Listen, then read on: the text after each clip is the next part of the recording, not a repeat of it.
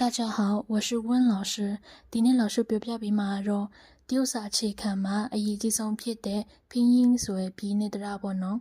။拼音မှာပြီးနဲ့တရဆိုပြီးတော့声母နဲ့韵母ဆိုပြီးတော့နှမျိုးခွဲထားတယ်။အဲ့မှာ声母ဆိုတဲ့ပြီးက23လုံးရှိပြီးတော့韵母ဆိုတဲ့တရကြတော့24လုံးရှိတယ်။ဒီ声母နဲ့韵母နဲ့ဘာလို့အရေးကြီးလဲဆိုတော့သူတို့ရဲ့အတန်ထွက်တွေကိုအခြေခံမှာကောင်းကောင်းမတင်လိုက်ရတဲ့အချိန်မှာ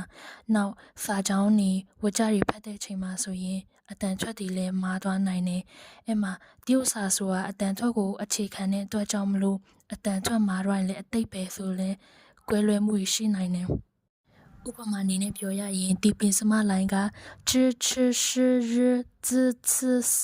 ဒီနေရာမှာပေါ့နော်တော်တော်များများမာတတ်ကြတယ်။ဘယ်လိုလဲဆိုတော့တရုတ်စာမှာ纸ဆိုတာက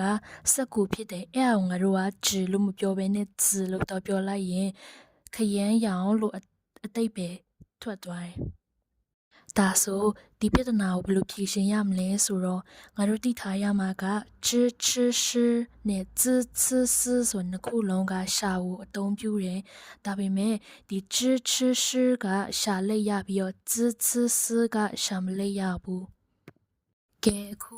声母မှာမတက်တဲ့ဟာကိုပြောပြပြီးဆိုတော့အတန်ထွက်လေးလာကြည့်ရအောင်声母23个波坡摸佛的特呢了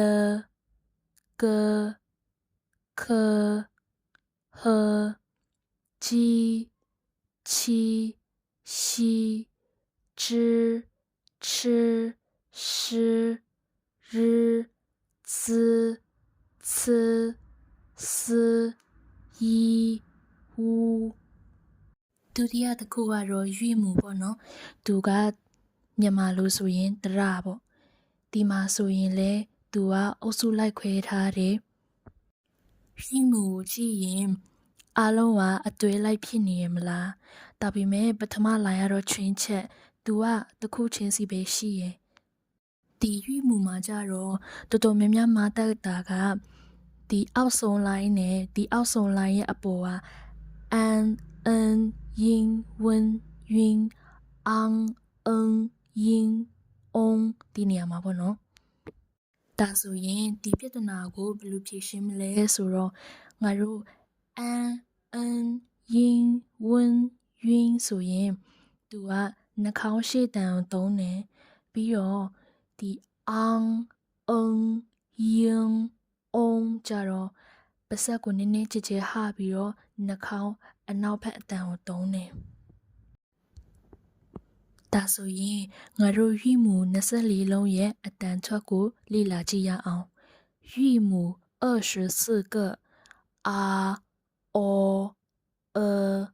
一呼吁爱a喂嗷哦有耶约二安音温晕昂音嗡ကဲဒီနေ့သင်ခန်းစာလေးရတော့ဒီလောက်ပါပဲဒီ声母နဲ့韵母လုံးကိုအင်္ဂလိပ်စကားလုံးလေးနဲ့ရေးရတယ်နောက်ထပ်16လုံးရှိသေးတယ်။ဘာလဲတင် comment မှာရေးခဲ့နော်။谢谢大家收看，我们下一个视频见。